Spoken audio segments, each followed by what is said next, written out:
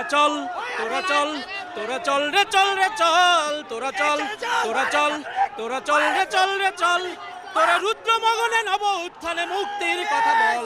বাংলার মাটিতে কোনো সন্ত্রাস থাকবে না, সন্ত্রাস মুক্ত বাংলাদেশ। আমাদের সাথে সেনাবাহিনী আমাদের হাত দিয়েছেন, সেনাবাহিনী ভাই পুলিশ আমাদের সাপোর্টে আছেন, আমাদের আর কোনো ভয় নেই, আর কোনো ছাত্রলীগ কোনো যুবলীগ কেউ থাকবে না। বিশাল জনস্রোতে পরিণত হয়েছে রাজধানীর কারণ বাজার এলাকা। এই এলাকায় আমি যখন 2:30টার দিকে এখানে নামি তখন থেকে একটি মিছিল শাহবাগের উদ্দেশ্যে যাত্রা করে এবং 2:30টা থেকে আধা ঘন্টা ধরে অর্থাৎ প্রায় 3টা পর্যন্ত টানা লোকজন যাচ্ছিল শাহবাগের দিকে। এর 3টা ঠিক পরেই দেখা গেছে যে শাহবাগ থেকে আবার যে এই জনস্রোত তারা হচ্ছে গণভবনের দিকে যাচ্ছেন বলে তারা জানিয়েছেন এবং বেলা 3:30টা পর্যন্ত এই মিছিল চলছেই।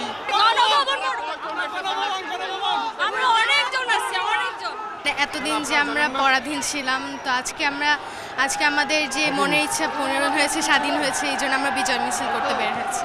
আমি ফার্মগেটে হয়ে সিটি কলেজ দিয়ে ঢাকা ইউনিভার্সিটিতে ছিলাম, এরপর হচ্ছে শাহবাগ দিয়ে এখন হচ্ছে গণভবনের দিকে যাচ্ছে। উনি যে বিতু, এটা উনার লীগ দেখলেই বোঝা যায়। এই যে ছাত্রলীগ, যুবলীগ, ঠিক আছে, এইসব লীগ দেখলেই বোঝা যায়। উনার মন্ত্রিসভা দেখলে বোঝা যায় উনি যে দুর্বল। বিভিন্ন এলাকা থেকে এসেছেন, গাজীপুর থেকে এসেছেন, সাভারের দিক থেকে অনেকে এসেছেন এবং রাজধানীর বিভিন্ন এলাকা, ধানমন্ডি সহ বিভিন্ন এলাকা থেকে তারা এসেছেন।